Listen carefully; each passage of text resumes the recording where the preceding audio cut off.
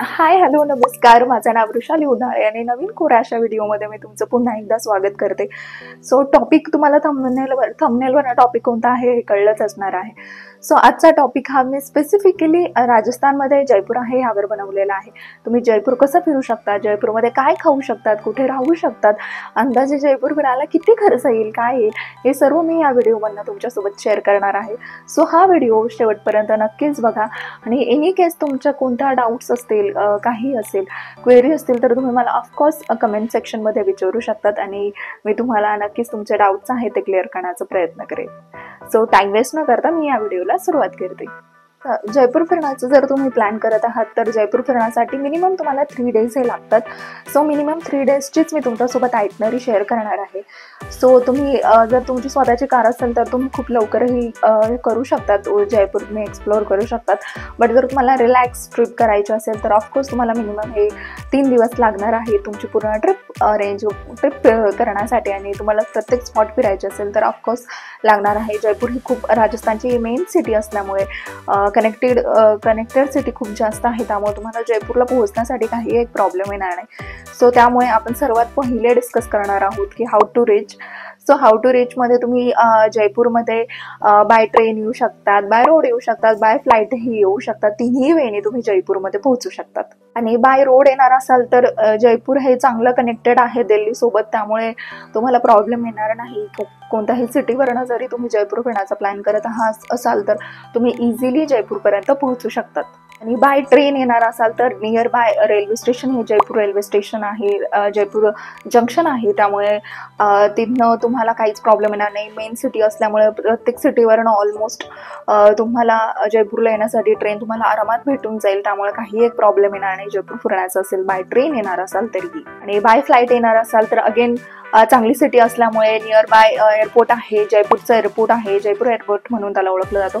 So of course तेही जवळ आहे, त्यामुळे तुम्हाला त्यामध्येही काही एक प्रॉब्लेम येणार नाही.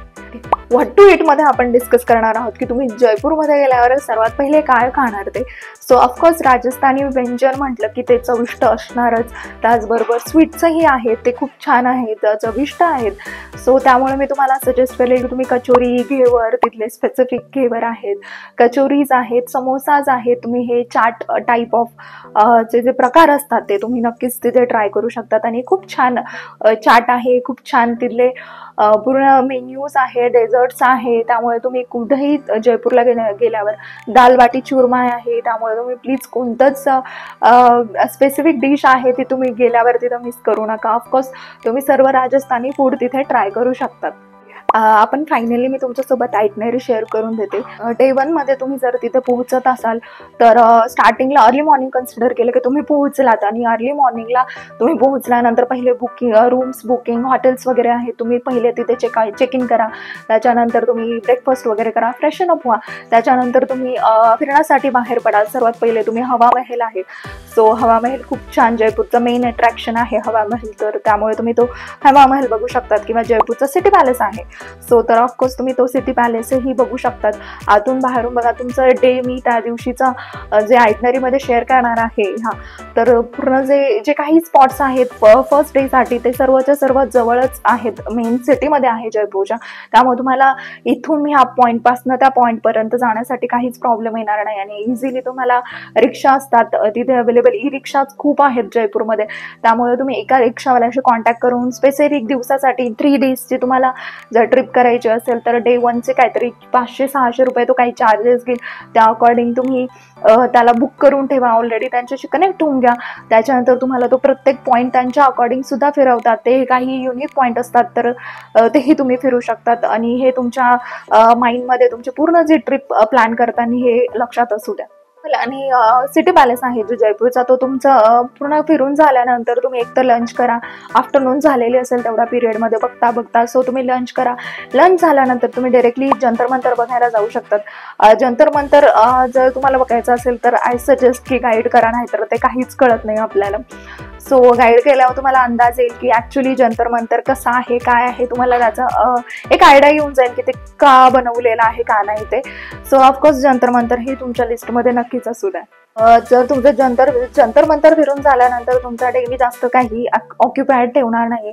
त्यानंतर तुम्ही जवळपास मार्केट आहे, तुम्ही तिथनं काही शॉपिंग करू शकतात. अवेअर राहा प्लीज. तुम्ही जर जयपूर फिरायला कोणत्याही राजस्थानमध्ये कोणतीही प्लेस फिरत असाल तर प्लीज अवेअर राहा एका गोष्टीपासून. कारण की तिथले जे रिक्षावाले असतात, अदरवाईज तिथे गाईड्स असतात, ते तुम्हाला एखाद्या शॉपमध्ये घेऊन जातात. तुम्ही इथे शॉपिंग करा, इथे यांचं महाराजांनी इथे हे बनवलेलं आहे, ते बनवलेलं आहे. सो ते प्रत्येक वेळेस तुम्हाला एक स्पेसिफिक शॉपमध्ये घेऊन जातील गाईड आहे असं सांगून. सो जर तुम्हाला ऍक्च्युअली तिथे आवडत असेल तर घ्या, अदरवाईज घेऊ नका. हा तिथे जयपूरमध्ये किंवा ऑल ओव्हर राजस्थानमध्ये तुम्हाला हा स्कॅम ऍक्च्युअली कळून येईल. जर तुम्ही व्हिजिट केलेलं असेल राजस्थानला तर तुम्हाला कळेल की हा स्कॅम तिथे खूप आहे. So be aware from that. तुम्ही शॉपिंग वगैरे केल्यानंतर तुम्ही डायरेक्टली डिनर वगैरे करून तुम्ही तुमचा जो डे 1 आहे तिथे तुम्ही एंड करू शकतात. डे 2 ची सुरुवात तुम्ही आरामात मस्त ब्रेकफास्ट वगैरे करा, चांगलं फ्रेश मूडमध्ये तुम्ही तुमची जयपूरची डे 2 ची जी सुरुवात आहे तुम्ही ती करू शकतात.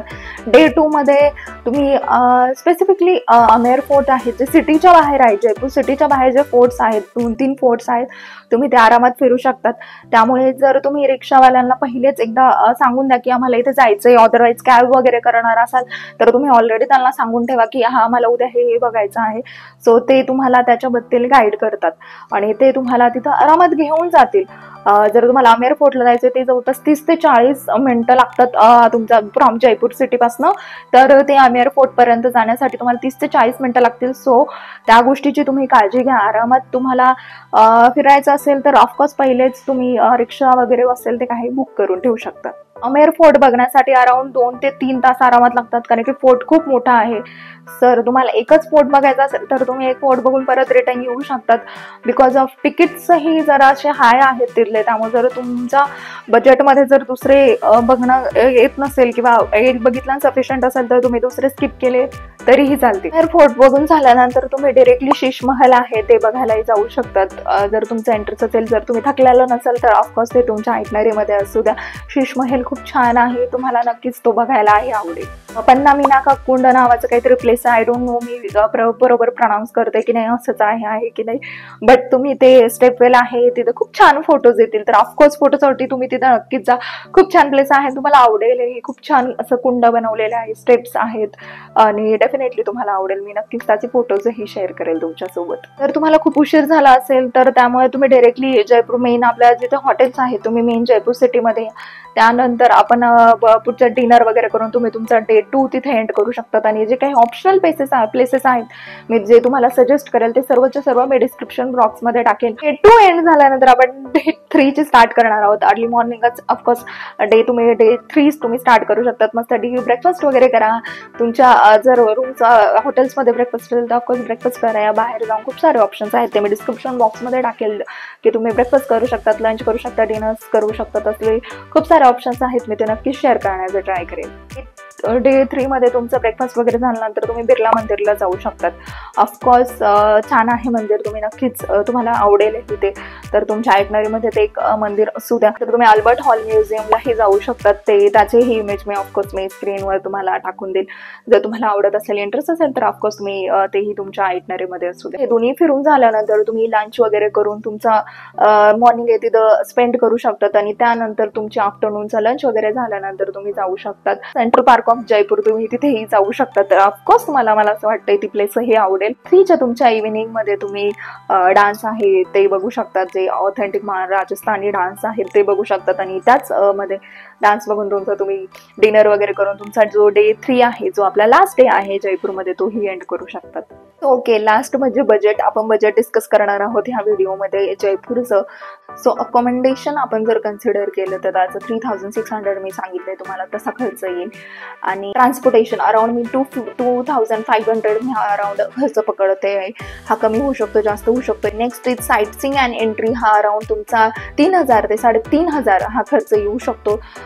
तेही तुम्ही जर गेलात काही फोर्ट नाही बघितलं तर तो खर्चही कमी होईल तिथे. पुढचा खर्च अराउंड 6,500 मी हा कन्सिडर करते, कारण की तो कमी होऊ शकतो, जास्तही होऊ शकतो. ते तुमच्यावर डिपेंड आहे की तुम्ही कोणते प्लेसेस कुठे कुठे काय काय खाणार आहात, त्यावर हे डिपेंड आहे. शॉपिंगचा जो खर्च आहे, जो बाकीचा आपण खर्च करतो, शॉपिंगचा खर्च आहे, कुठे गेलो त्याचा खर्च आहे, सो अराउंड मी तो 3,500 हा कन्सिडर करते आहे, कारण की तोही खर्च खूप होतो.